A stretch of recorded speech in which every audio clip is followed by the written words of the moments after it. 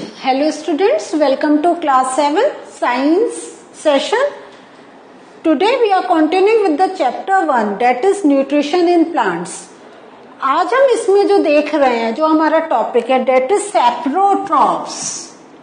So basically अगर आप देखें, हम जो अभी अपने चैप्टर में चल रहे हैं, starting we talk about the nutrition and then we start talking about how are the different types of nutrition या mode of nutrition we know. हम ये भी बात करते हैं there are some, क्या कहना चाहिए, basically they are only plants that can prepare their या synthesize their food on their own, but like animals, humans, beings, they are dependent on others for their food. और अभी हमने last session में ये देखा even there are plants who are dependent on others. They cannot prepare their food by themselves or synthesize the food by themselves.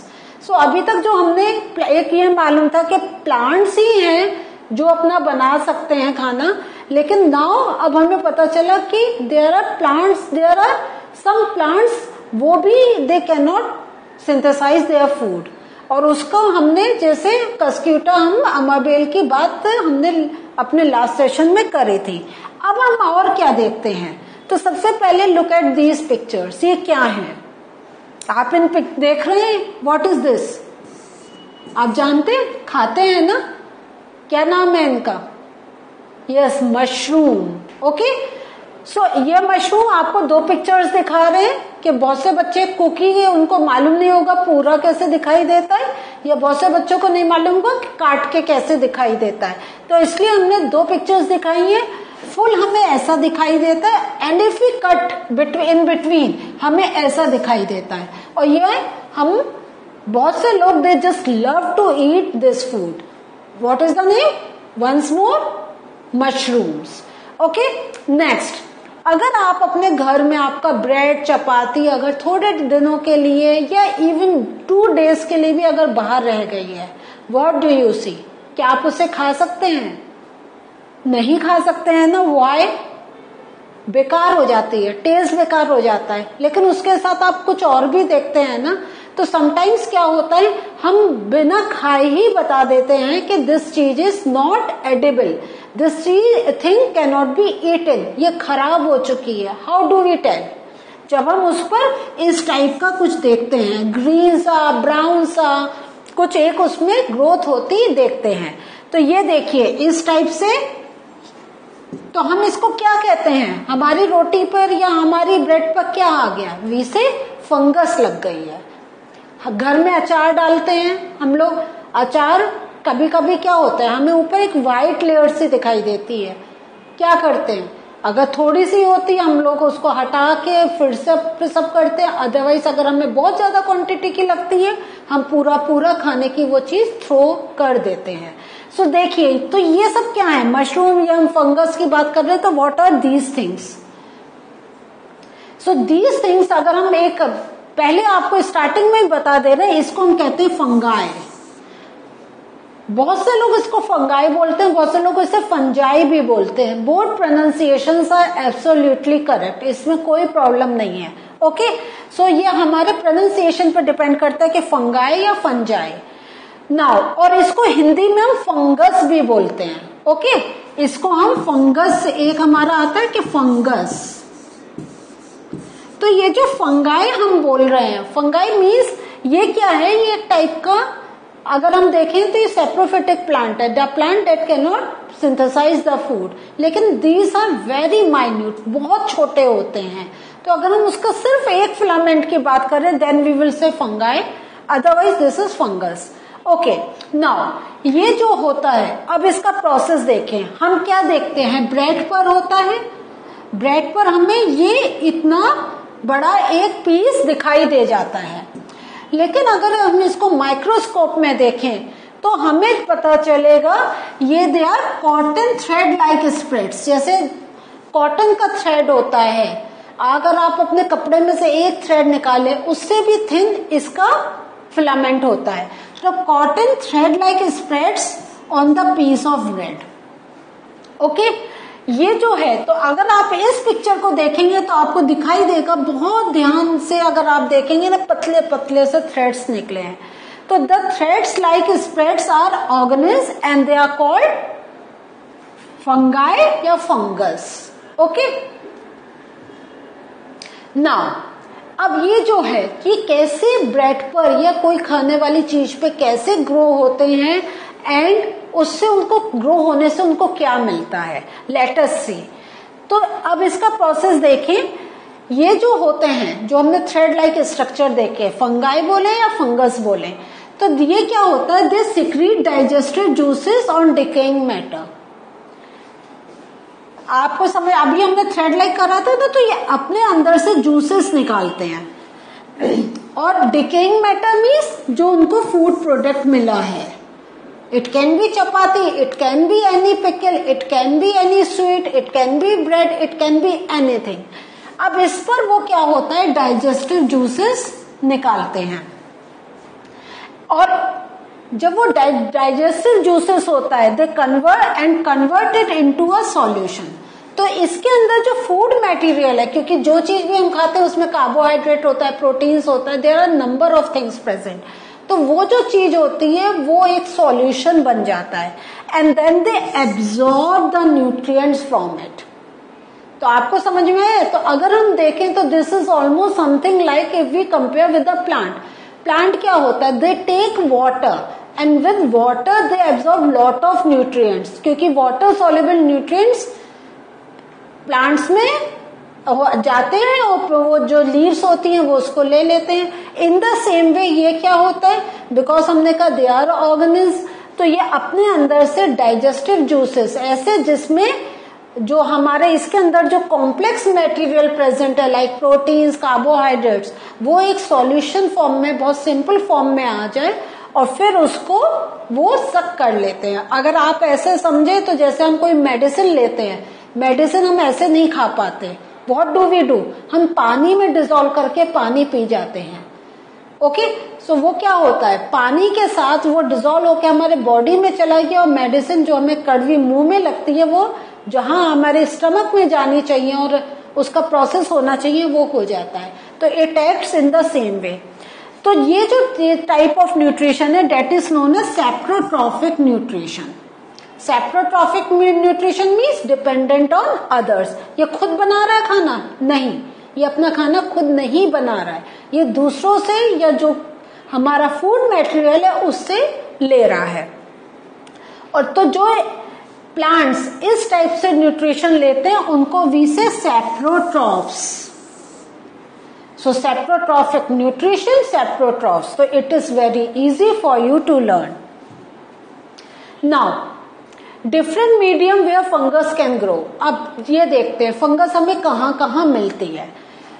They can grow on pickles, जैसा अभी हमने बताया था अचार के ऊपर। Leather, now you will say leather से कैसे, लेदर क्या हुआ, चमड़ा।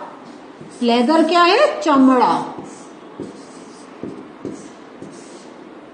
तो लेदर क्या है, तो ये हमारा लेदर, एक तो प्योर लेदर ले तो ये किसी एनिमल की स्किन मानी जाती है, और आर्टिफिशियल होता है तो उसमें केमिकल्स होते हैं जो प्रोसेस होके वो एक चीज को बनाते हैं। तो इसमें अब अगर किसी एनिमल की स्किन है तो उसमें क्या होगा, एनिमल, जैसे हम किसी एनिमल को खाते हैं तो हमें लॉट ऑफ न्यूट्रिएंट्स मिलते हैं, इसी वे में जो इसको भी न्यूट्रिएंट्स चाहिए, तो ये उस पर ग्रो होता है और उससे जो स्किन होता है उसके अंदर जो कुछ भी बचा हुआ रह गया है उससे वो अपना काम का चीज डिसॉल्व फॉर्म में ले लेता है। Okay, it can be seen on clothes. अगर हमारा बारिश में क्या होता है, बारिश में अगर हम थोड़े टाइम के लिए अपने क्लोथ्स को खोले नहीं और बंद करके अंदर रख दें, हमें अजीब सी स्मेल आती है। ओके, और फिर हम जब खोलते हैं तो उसके अंदर हमें छोटे छोटे से पैचेस भी दिखाई देते हैं। तो कॉटन क्या है, ये हमारे जो कपड़े बने हैं वो कॉटन से बने हैं, कॉटन थ्रेड्स होता है, डिफरेंट थ्रेड्स होते हैं। तो cotton itself is a plant, हमें रुई से कॉटन का थ्रेड निकलता है। तो हर चीज में कहीं ना कहीं कुछ ना कुछ एक वैल्यू, एक उनको न्यूट्रिएंट मिल जाता है that is pretty enough for them to take their food. और अदर जो अभी मैंने बताया था कि some articles that are left in hot and humid. Humid weather means जहां पे हमारा जैसे बारिश में होता है, बारिश में इट इज वेरी ह्यूमिड कि water moisture is pretty good, काफी बड़ा होता है मॉइस्चर कंटेंट. तो इसमें ये जो कंडीशंस है they are favourable for these fungi to grow. तो जैसे हम कहते हैं favorable conditions for plants, that they should have sunlight, they should have water, they should have carbon dioxide to synthesize their food. So these are the favorable conditions. ऐसी hot and humid climate या जो चीजें बहुत time से take care नहीं होती, they are very good for them to give the nutrition for their living. Now अब देखते हैं ये फंगाई कैसे स्प्रेड आउट होती है. हम क्या करते हैं, हम अगर सबसे पहले ये समझें, हम कह रहे हैं इस फंगाई स्प्रेड आउट होती है. How does we say that spreads. तो स्प्रेड का ये मीनिंग है, जैसे अभी हमने एक ब्रेड पीस देखा था, तो ब्रेड पीस पे क्या होता है, वो एक कॉर्नर से स्टार्ट होती है, लेकिन अगर आपने इमीडिएट उसको थ्रो नहीं करा या इमीडिएट उसका उतना पार्ट कट नहीं करा, after some time you will see that पूरा ब्रेड को वो ऑक्यूपाई कर लेती है. तो this is known as spreading of fungi. वो कैसे होती है, तो ये जो होती है spores germinate on wet and warm things. तो व्हाट आर स्पोर्स, ये जो स्पोर्स हैं, तो प्लीज इसको ध्यान से वर्ड को बोले आप, स्पोर्स. तो ये जो स्पोर्स हैं ये क्या है, ये समझ लिए they are very small seeds, जबकि ये सीड्स नहीं है, लेकिन अभी समझने के लिए आप ये कर लिए, ये बहुत छोटे छोटे से जैसे सीड होता है टू मेक अ प्लांट. तो ये हमारे माइक्रो ऑर्गेनिज्म जो है होते हैं, इनके लिए जो जर्मिनेटिंग पार्ट होता है दैट इज स्पोर्स. तो ये जो स्पोर्स होते हैं ये हमारे हवा में घूमते रहते हैं, और जब उनको फेवरेबल कंडीशंस मिलती हैं, तो अब आपको समझ में आया favourable conditions like hot and humid climate, या कोई लेफ्ट ओवर होता है जहां पे वो थोड़े टाइम के लिए आराम से रह सकें, तो उसमें वो क्या होता है, दे स्टार्ट देयर जर्मिनेशन, वो बड़े होने लग जाते हैं. और नाउ जब वो बड़े होने लग जाते हैं, तो एक क्योंकि बहुत छोटे ऑर्गेनिज्म है, ये माइक्रो ऑर्गेनिज्म में आते हैं, तो इनमें बहुत जल्दी एकदम they are ready to produce more spores. Okay, so development of spores takes place, वो और ज्यादा बड़े होने लग जाते हैं, और जब वो बड़े हो जाते हैं तो क्या होता है, अ न्यू फंगस बन जाती है. ठीक है, वही अभी बताया था कि इनको ग्रो होने में अगर हम कहें तो थोड़ा ही टाइम लगता है, ज्यादा टाइम नहीं लगता है. नाउ अब ये जो फंगस है ये अब एक क्या हो गया, इन स्पोर्स से we get a new fungus, तो हमारा लाइफ साइकिल स्टार्ट हो गई. अब ये fungus will again produce spores और they will spread the spores in the air, क्योंकि दे आर वेरी लाइट, हवा से ही उड़ जाते हैं, हल्की सी हवा चलेगी उड़ जाएंगे. ये अगर आपने पीस उठाया, उसको झाड़ा या उसको बाहर जाके थ्रो करा, उस समय भी आप सोचे you are spreading number of spores. अब ये जो अब हमारे फिर से स्पोर्स हुए, तो fungal spores land on wet and warm things. तो जो नए स्पोर्स बने they again went to other things and they spread out. तो एक सिंपल थिंग क्या गई, स्पोर्स बने, वो किसी एक थिंग पर गए, उसमें they develop into a adult thing, और उसके बाद फिर उन्होंने स्पोर्स बनाए and spores get spread. So in this way देखें, जैसे हमने ब्रेड में देखा था, एक ये सिंगल नहीं है, एक उसमें ही there are number of numerous uncountable, you can not count, इतने होते हैं. तो अगर आपको अपॉर्चुनिटी मिले तो आई कैन से कि आप अगर गूगल पे सर्च करेंगे, आप फंगस का अगर एक माइन्यूट पार्ट का माइक्रोस्कोपिक अगर आप उसको देखेंगे तो you will get to see number of pictures over there. So उससे आपको और ज्यादा क्लियर होगा. सो आज हमने क्या लर्न करा, today we learn about the saprophytes. Saprophytes क्या है? Fungus. Why are we saying to be saprophytes? Because they are not autotrophic in nature. They cannot synthesize their food. And you have seen they take their food from the eatables, from leather, from clothes, कुछ भी. ये कब होता है? जब उनके favourable conditions होते हैं. इसके साथ एक चीज और मैं बताऊंगी आपको. इनके लिए एक पर्टिकुलर टेम्परेचर होता है जिसमें वो डेवलप हो सकते हैं. इसलिए हम लोग क्या करते हैं, हम लोग अपने जो खाने का सामान होता है ज्यादा टाइम बाहर नहीं रखते हैं. ईदर वी बॉयल इट, उसे गर्म करते हैं, जिससे क्योंकि इतने हाई टेम्परेचर पे दे कैन नॉट डेवलप, या बहुत ठंडा रखते हैं तब भी वो डेवलप नहीं हो पाते हैं. ओके.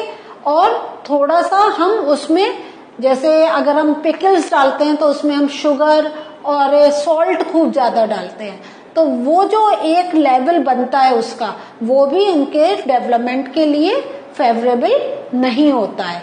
इसलिए कुछ चीजों को बनाने का एक प्रॉपर प्रोसीजर होता है. We should follow that procedure to avoid the growth of the fungus, जो हमारे अपने खाने के लिए is not a good thing. लेकिन there are some very other fungus like mushrooms, वो ईटेबल में आ जाते हैं. लेकिन अगर हमारी कोई रोटी वो खराब हो रही है, that does not come in eatables. So this was our learning for today. Till we meet again, I want you to have a good revision of this session.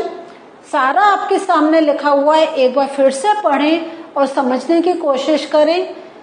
Definitely you will learn a lot. Okay, till we meet again, bye.